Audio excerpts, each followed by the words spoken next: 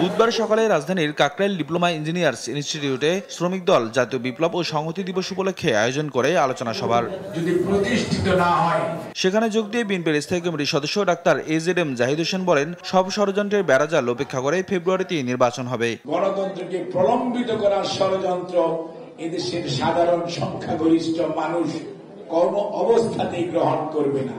কাজেই শ্রমিক ভাইরা মনে রাখবেন, গণতান্ত্রিক পরিবেশ যদি থাকে আপনার আমার দাবি আদায় হবে, আলোচনা হবে ওভার দি টেবিল।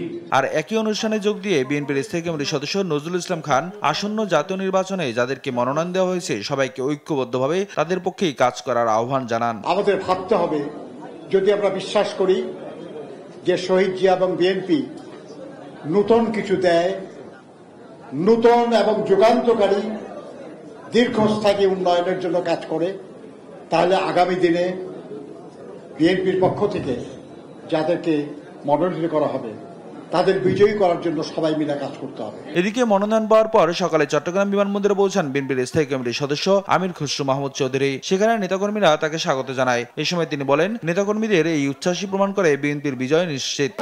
যে চিত্র দেখতে পাচ্ছেন এটা আর কিছু না, জিয়া রহমানের প্রতি ভালোবাসা, দেশনেত্রী বেগম জিয়ার প্রতি ভালোবাসা, জনাব তারেক রহমানের প্রতি ভালোবাসা। ধানের শীষের জোয়ার শুরু হয়েছে, এই জোয়ার কেউ রোধ করতে পারবে না। এছাড়া বিকেলে গুলশান চেয়ারপারসন কার্যালয়ে বিএনপি মহাসচিবের সঙ্গে সাক্ষাৎ করতে আসেন ঢাকায় নিযুক্ত নেদারল্যান্ডসের নতুন রাষ্ট্রদূত Boris van Bommel. Niaz Morshed, দেশ টিভি, ঢাকা।